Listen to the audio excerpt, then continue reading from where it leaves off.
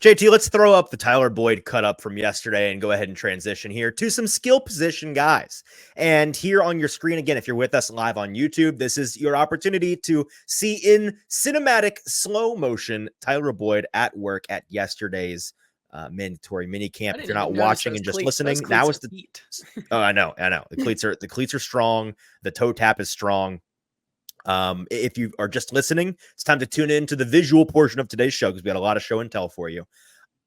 Skill positions, as advertised, we don't have to spend a ton of time on the main line guys. I think Tyler Boyd has looked as advertised out there. I think DeAndre Hopkins is still DeAndre Hopkins. I think with Calvin Ridley, of note, he on Tuesday, right in the bubble was Tuesday. He went out, as we talked about on Tuesday, early during 7-on-7s with something. We don't know. He hobbled maybe too strong, but he walked gingerly out of the bubble. And then the last 2 days on Wednesday and Thursday while we were there outside, he has been a almost full participant, a part of like 7-on-7s and team situational drills, 11s, all of those things. But during individual and during stretching, he's been kind of in and out a little bit. I think, again, whatever he's dealing with, whether it's just like a tweaked hamstring or a hip, kill it, whatever, it's very minor. He's still out there at practice. He's just kind of managing it a little bit, but he has been out there and he has been as advertised. So no concern from those top three guys. We have talked about Treylon Burks to death. We can go ahead and show the Treylon Burks cut up, JT. Big, fast receiver. He's out there doing big, fast things. A lot of narrative talk about him. We will not continue to beat it to death. If you want Treylon Burks talk, go to the last 2 or 3 episodes in a row. We have talked about him a lot, but he has looked like the guy that you want him to be out there on the practice field. He's big, he's fast. If he can just put it together and be a really nice fourth option for the team, who is also maybe a gunner or a returner on special teams, I think he'd be fantastic, by the way, as a returner on special teams. I would very much like to see them try that. Like, why not? See what happens. I think get the ball in the big, fast guy's hand, let him go be big and fast and run dudes over like he did in college. Maybe that's a good way to get the juices flowing for him and learn to truck some dudes, because we've seen him do it a lot when he was wearing Arkansas crimson, or Arkansas, is it red? Probably crimson's probably a sacrilege for them being an SEC, but yeah, regardless, a little bit sorry, more Arkansas maroonish fans. red, probably like a light it's maroon. Kind of, yeah, it's not Georgia red. I don't know what Arkansas fans, what do you call your red? Let us know. So that's Treylon. Let's show Chig and Josh Wiley real quick. A couple of clips from them at camp. We talked about this on Tuesday, JT. Wiley carving out a role for himself, I think, in this offense. And it's going to be interesting to see the way that they use their tight ends in this Callahan offense. Would not shock me if the size is the deal breaker here for Josh Wiley being more involved with their deployments, especially when they, maybe when they get out there with just a one tight end set. He may be the guy that they want to be an inline seam weapon option, a dual option in that way, just because, again, with Chig, fantastic as a yards after catch guy, good route runner, all of those things. Not really the big body inline blocker type. Josh Wiley more in that mold, and you can see him here running across your screen. Sneaky good route runner, sneaky fantastic red zone target. I think if you get the best of him, he may be the biggest target on the team just in terms of wingspan, listed at 6'7", 240 or something like 250. Big old boy, hard to miss him. Just got to throw the ball in his general vicinity. He should be able to catch the ball. So that's a quarterback-friendly target in the red zone. And then finally, JT, the guy that deserves some flowers, the guy that apparently the internet just can't get enough of, because every time we post a cut-up of him to YouTube Shorts or TikTok or Instagram or Twitter, people eat it up. It explodes. And so we appreciate the numbers, but like, it's kind of strange because it's Jha'Quan Jackson, 6th round rookie pick out of Tulane.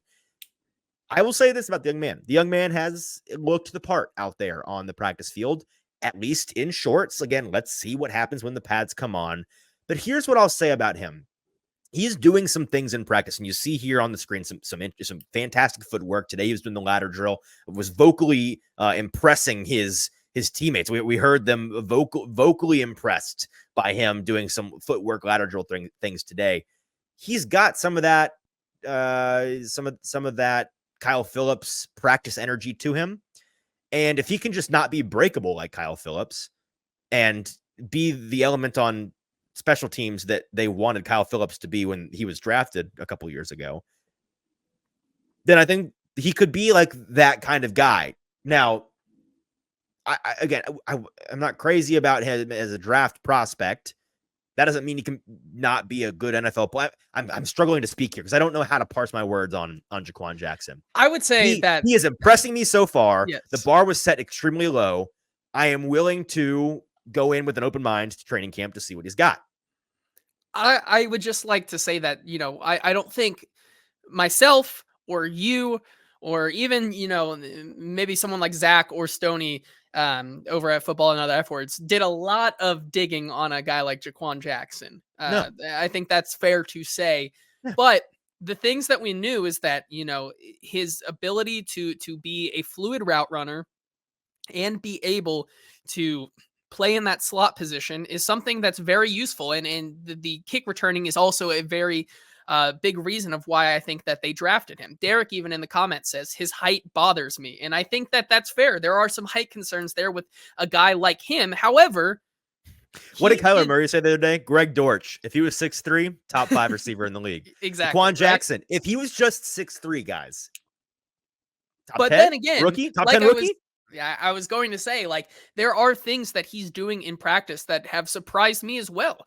His ability on, back at OTAs, the second round of OTAs, to kind of climb the ladder on some Will Levis throws that may have been a little too high for him was impressive. He's been making contested catches that we really didn't think he would be able to make, right? Mm-hmm. He's doing these things that we didn't think at his size and his skill could be able to do, and yet he's doing them here. And now, like you said, it's in shorts, and everybody, as Callie says, can look really good in shorts. But when we put the pads on and it gets physical against this super aggressive and physical cornerback class in room, I think that may be where we start to see a little bit of that divide. But for right now, he's doing a lot of things that have surprised me and a lot of people.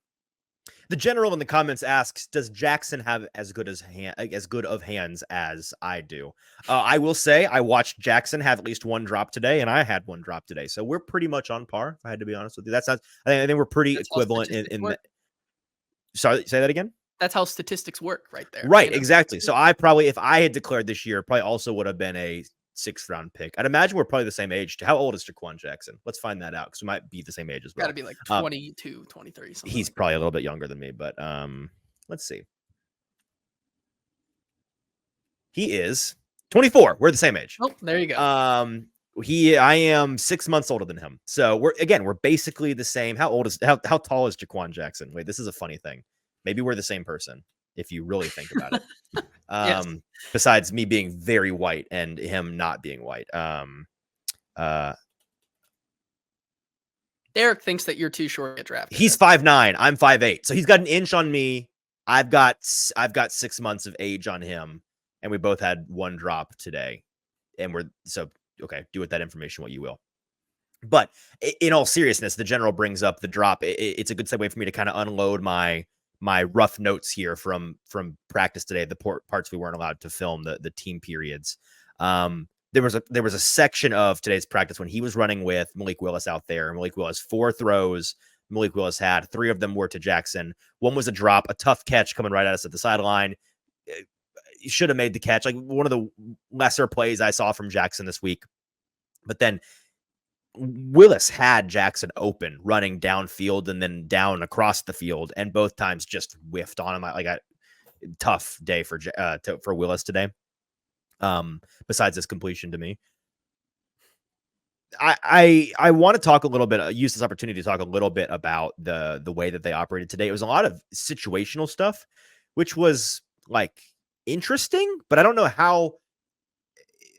I'm not an NFL coach, so I'm sure there's a rhyme and reason to it. I don't know exactly. I was talking to Braden about this, how useful it is of their time to be doing this kind of stuff. So it was a lot of on air, moving with urgency, but not actually throwing the ball, and not at all times moving with urgency. So they were doing it was 2 play sequences, and it wasn't about the actual play 1 or play 2 as much as it was the transition between play 1 and play 2. So one scenario was a 4th and 1 situation, where you make a play, get into 4th and 1, you hurry up to the line and run a 4th and 1 hurry up situation, right? One was a questionable catch situation where they would walk through a downfield pass and catch that was a catch that was questionable whether it was in bounds. And then the entire sideline would yell, that was a catch, that was a catch. The offense runs up, tries to get a play off in a hurry before the other team has a chance to review and challenge the play, right? That was one of the situations.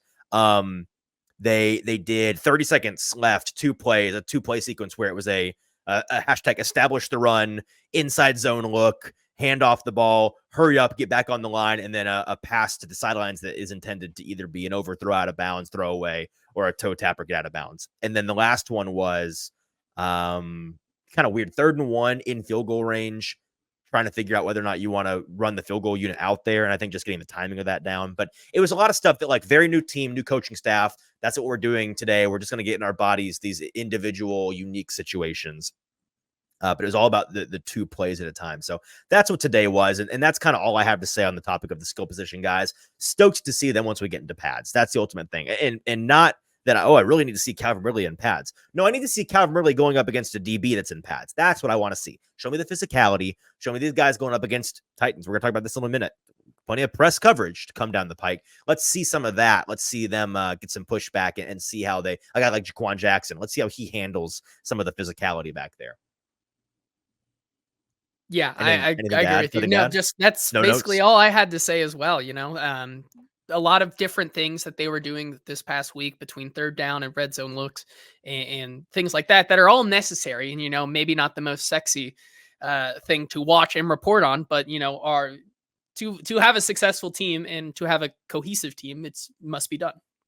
Derek in the comments saying Easton is too short to get drafted. 5'8" is too short. Greg Dortch is 5'8". I was about to say, that's embarrassing for you that you are so wrong about this, right? Greg Dortch is 5'8". I'm old enough to remember Deuce Vaughn, 2023. Short King is like, what, 5'4"? How tall is Deuce Vaughn? Very small individual. 5'4", 5'5". Trey Hodges Tomlinson, the 5'6", I believe. 5'7", I think. Relative of LaDainian Tomlinson, nephew, I think. Yeah. So how dare you? I am more than I have multiple inches on the shortest recently drafted players. So Darren Sproles, wrong. Darren Sproles, Short King, exactly. Mine might not be as muscly or built as they are, but I am taller, and that's what matters. Hey, you made it to the end of the video. Thanks for that. Want more of the latest from the Hot Read podcast? Subscribe to the channel right below. And follow us on Twitter, TikTok, and Instagram @HotReadPod for even more segments, clips, and announcements.